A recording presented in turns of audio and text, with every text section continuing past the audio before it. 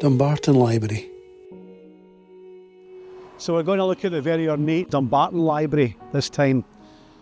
Built in 1909, but officially opened on the 26th of September 1910. There had been libraries in the area since 1797, when in Renton you had to pay an annual subscription of £6 to borrow books, a huge amount of money back then. But when legislation enabled free borrowing financed by local rates, Dumbarton eventually adopted this model. An old butcher's premises called Heggie's Building on the High Street was taken over to house some 2,000 books. The library then moved to the Denny Institute for a while before Andrew Carnegie put up £6,000 for a bespoke building in the late 1890s. The facade, built from white Dalriach sandstone, depicts cherubs, the elephant and castle, and is quite grand.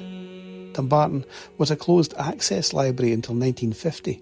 You didn't get to browse the books themselves. No, there were rows and rows of titles that were marked blue for available and red for tough luck. This book is out.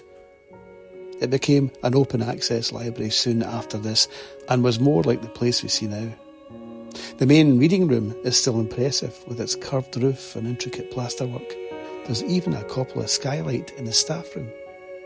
By 1969, the library had added a vast but less than tasteful extension. This warm, welcoming and well-stocked library still serves the community well. For more info about your local history, the Heritage Department provides a regular information sheet which you can pick up from the library itself free of charge.